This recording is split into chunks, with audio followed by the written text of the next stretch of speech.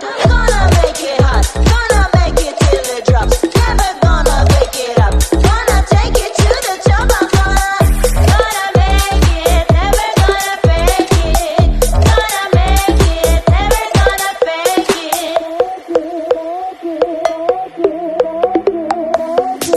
We gonna take it, gonna take it, gonna take it, gonna take it, gonna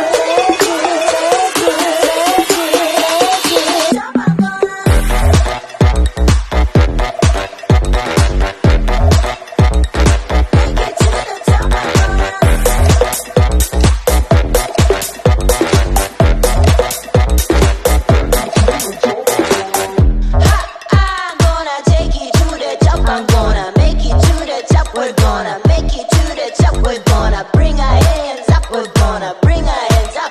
We're gonna bring our hands up. We're gonna bring our hands up. On behalf of Mr. Tombae 2023, we would like to congratulate all the candidates come from different parts of the Philippines. Thank you very much for joining. We have nothing but positive vibes to offer to you all. While easy to get caught up in the soap opera like saga, we want to refocus the spotlight away from politics and back on what's important. That you are a member of LGBTQA+ community, your pageant experience like this, and spreading awareness to inspire everyone of us and to protect the gender equality.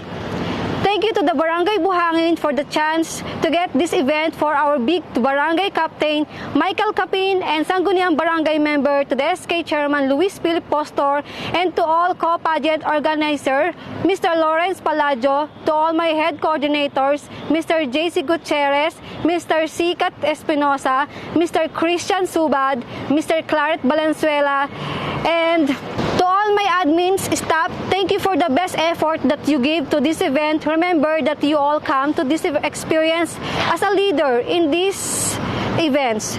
You will continue your hard work leading and inspiring to other people. And also, thank you to all major sponsors, minor sponsors. Thank you very much to all of you. We wish you all good luck in this final phase of your journey. Be proud yourself and hold your dream high. May your shine as bright as your crown. Good luck again, you all. Amazing.